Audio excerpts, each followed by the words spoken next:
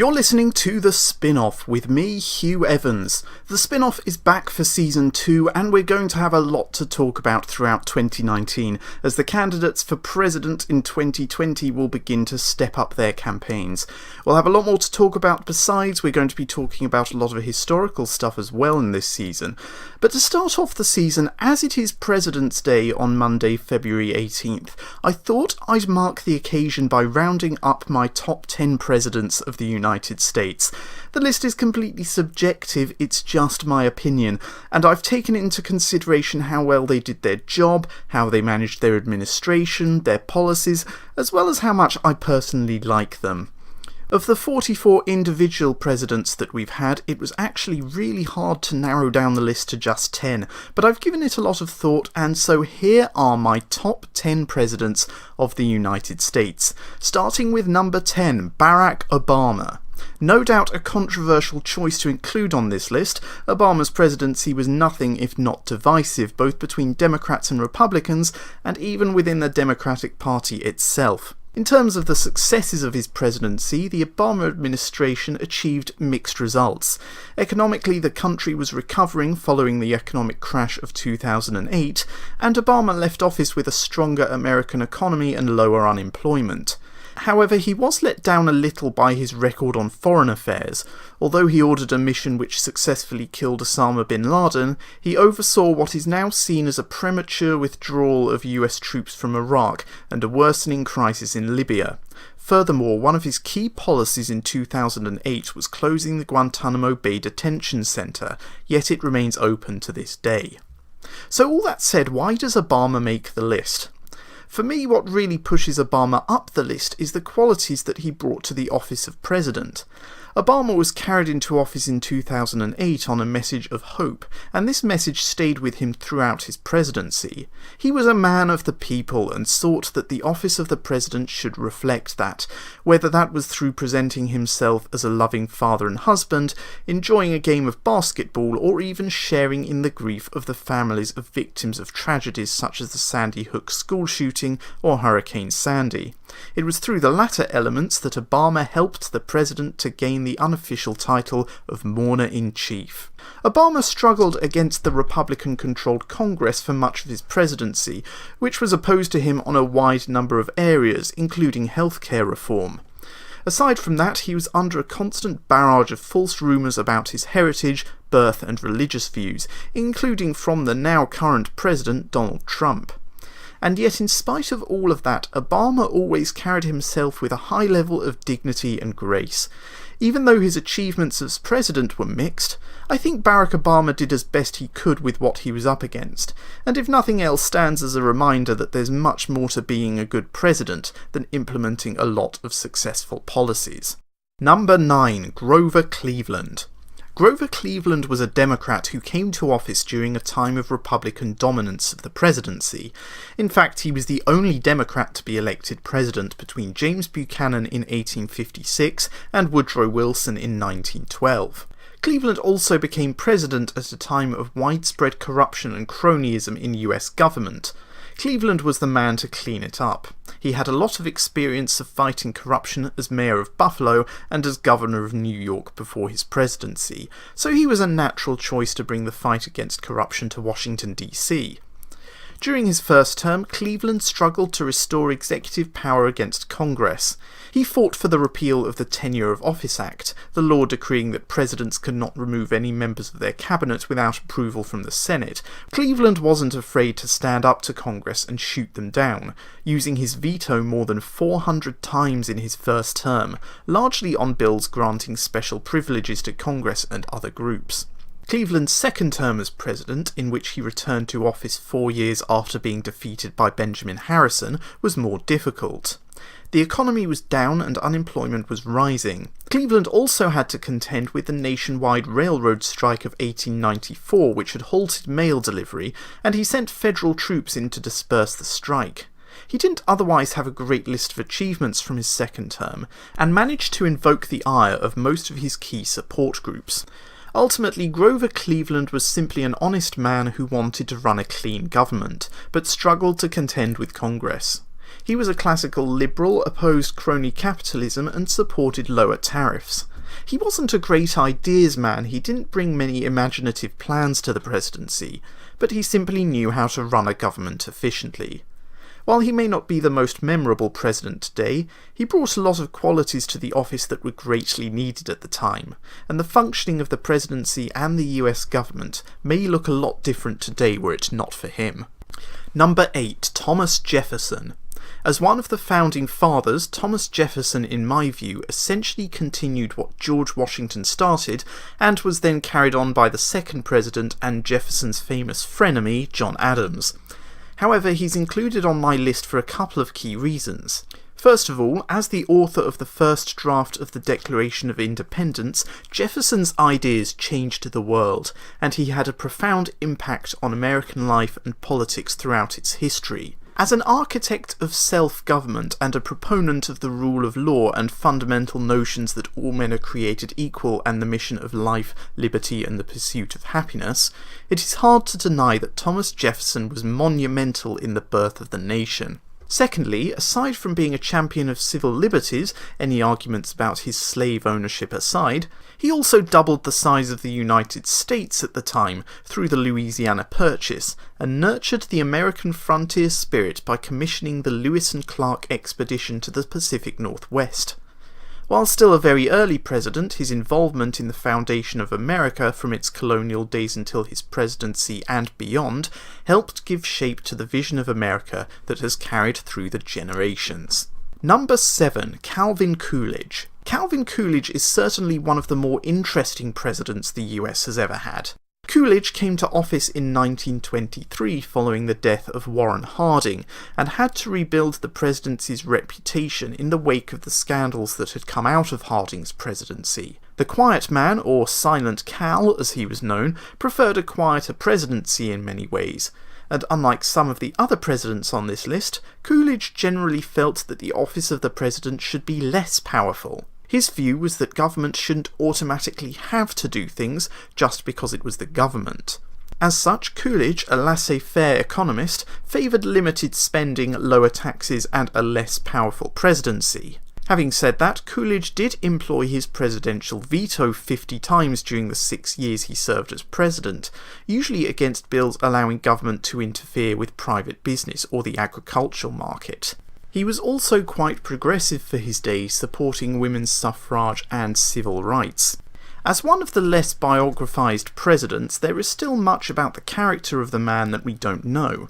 Some critics of Coolidge say that his economic views, as well as shutting government out of private markets, helped to contribute towards the Great Depression, while others are more supportive of his economic ideology, so perhaps there's a balance that can be struck. Some people also feel Coolidge's presidency reflects more of a simpler time within the office, especially considering the state of politics today. Coolidge had no desire to be a celebrity, he just wanted to get on with the job and be left alone. Number 6. Ronald Reagan. Ronald Reagan was a defining president due to his beliefs in individual freedom and American greatness. He was a champion of tax cuts and Reaganomics, which helped to drive down inflation as well as American-style freedom. A realignment of American society took place under Reagan, whereby a certain brand of conservatism became part of America's DNA. Reagan also helped drive the Cold War to an end, although it would ultimately end under his vice president George H.W. Bush. At a time where the threat of nuclear war was still at a high point, Reagan provided a calming, reassuring presence, and a reminder that no weapons or ideology could attack American values. In spite of this, Reagan enjoyed a constructive relationship with Mikhail Gorbachev, the last premier of the Soviet Union, and encouraged him to push for reforms. In recent years, Reagan has been criticised for his and Bush's slow response to the AIDS crisis, which was bad, but I think that if he and Bush were in the same position now, but with all the knowledge that we as a society have today, they would have acted differently.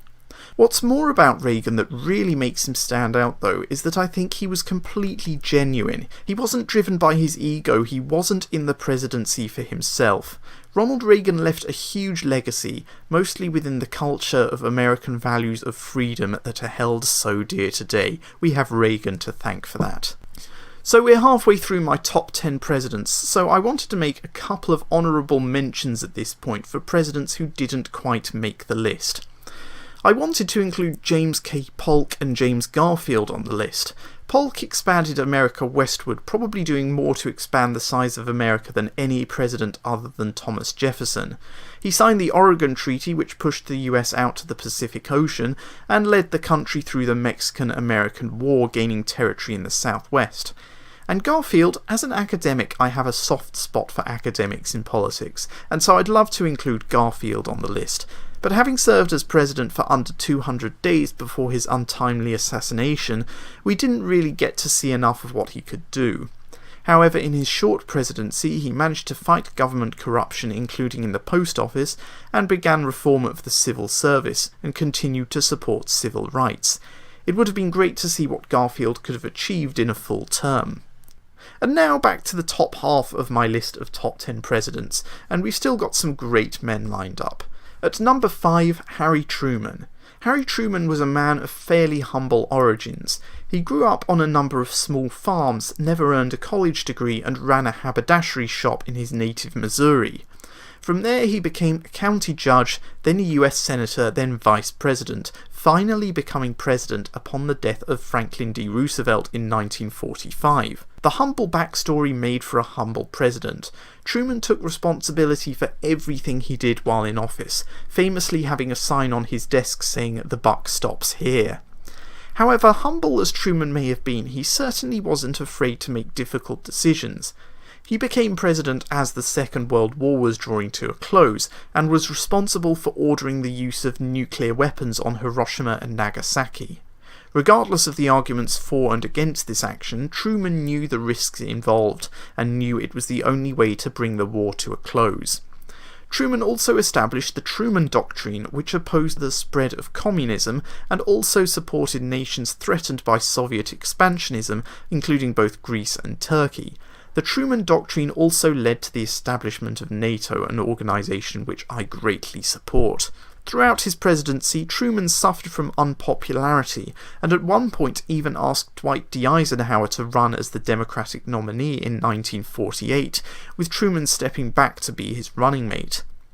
However, while he was woefully underappreciated during his time, Harry Truman has since come to be seen as a president who had a very difficult job, and while he struggled economically as a result of America's transition from wartime to peacetime, Truman implemented key foreign policy in a world which was very different after the Second World War.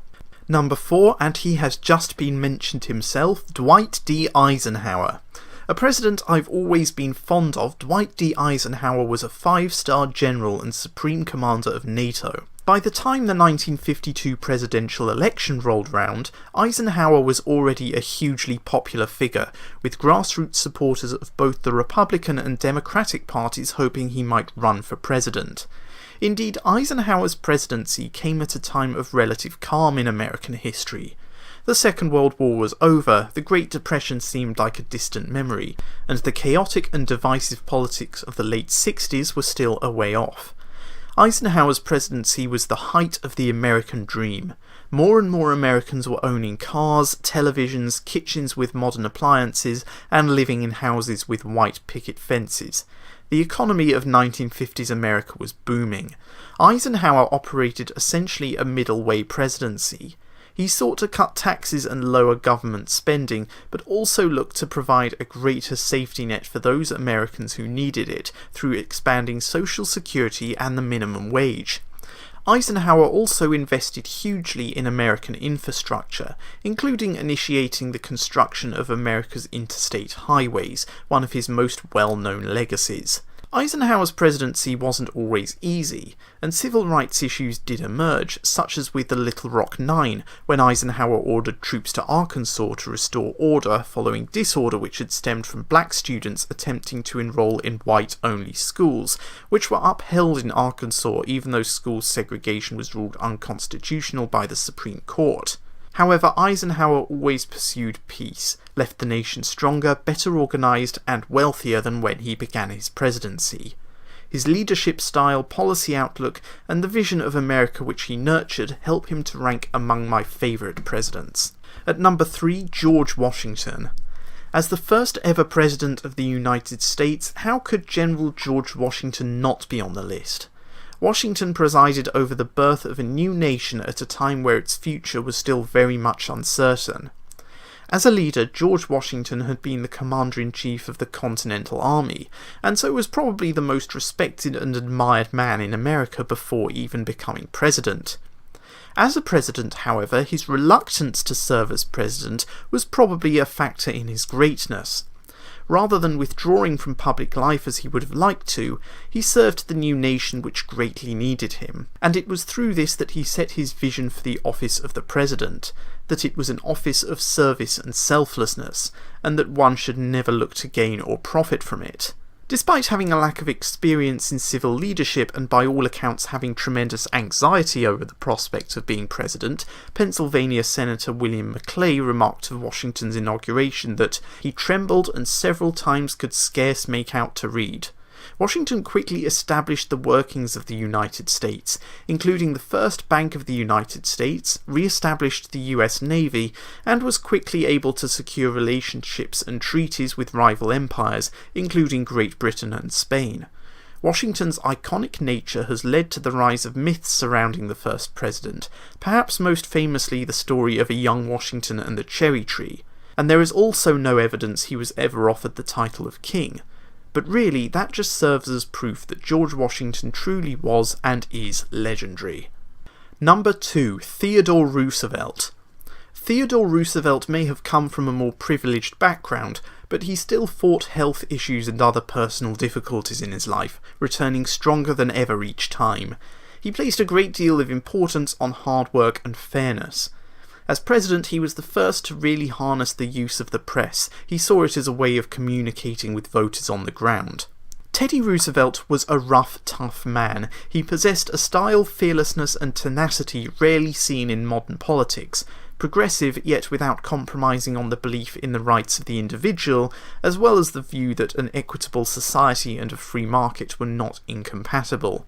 Roosevelt restored the power of the executive office, which had taken a backseat to Congress in recent years.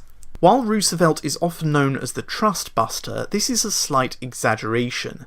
Roosevelt was more of a trust regulator, if anything. He wasn't completely anti-trust, just anti-bad trust, and against monopolies which had a stranglehold on the markets. For example, one of Roosevelt's first antitrust battles was against the banker J.P. Morgan, who also owned the Northern Securities Company, a huge railroad monopoly which was blocking all other railroad traffic between Chicago and the Northwest. By taking on the NSC, he allowed the railroad market to be opened up to competition. Teddy Roosevelt took on the monopolies in order to free the market, rather than take it under government control, something which many might associate with regulation. He was a supporter of the free market and hoped for many to benefit from it through his square deal. Under his watch, unemployment fell and the economy boomed. The creation of national parks is one of his greatest legacies, and he helped make America into the global superpower it is today through the construction of the Panama Canal and through strengthening of the US Navy. In my view, Roosevelt is one of the presidents who best represents the opposition to the us versus them culture we see in a lot of modern politics. Theodore Roosevelt was truly a defining president. And at number 1, of course, Abraham Lincoln. Simply, in my view, the greatest president the United States has ever had. Of course, it makes sense to say that he led the nation through the Civil War, saved the Union, and abolished slavery through the passage of the 13th Amendment. But it wasn't just his time and achievements in office which I think makes Lincoln so endearing and timeless. He had an amazing backstory too. Born in poverty in Kentucky, he served in the army and worked as a rail splitter amongst other humble occupations. He struggled with depression throughout his life, and in 1837 moved to Springfield, Illinois to seek a fresh start in life. Despite having very little formal education, he became licensed to practice law and opened his own law practice. Entering politics from there, he served in the Illinois House of Representatives and then in the US House before making an unsuccessful run for Senate in 1858, before bouncing back to become president as the Civil War was beginning in 1861. He was a man of great foresight and eloquence. He knew how pivotal the issue of slavery was in the US, something which previous presidents had chosen to ignore. But Lincoln wasn't soft about it. He used his famous House Divided speech in 1858 to say that there could be no halfway point between a slave nation and a free nation, that it would either become all slave or all free. His speech at the time was even seen by Illinois Republicans as frighteningly radical, but Lincoln refused to censor himself. On the subject of speeches, Lincoln was a master of eloquence through the speeches and addresses he gave. The last couple of lines of Lincoln's Gettysburg Address always bring a tear to my eye. And if all of that wasn't enough, Lincoln also gave us the Thanksgiving holiday, one of my favourite things about American life. Abraham Lincoln is truly an American icon. His hope, his patriotism, his perseverance, and his love of liberty are all qualities that we should seek to emulate, whether in office or not. Aside from being America's greatest president, Abraham Lincoln is quite simply one of history's greatest figures. So there you have my list of top 10 presidents of the United States. What do you think? Who are your top 10 presidents? Do you agree? Disagree? Then join in the conversation in the comments below or join in on Twitter. Follow the Spin-Off Cast, or you can follow me at Hugh CH Evans. And don't forget to check out my blog as well at hughchevans.wordpress.com. That's it for the spin-off for this episode, and don't forget to subscribe to the spin-off on iTunes and become a patron if you so wish at patreon.com/Hugh CH Evans. And signing off for now for the spin-off, I've been Hugh Evans.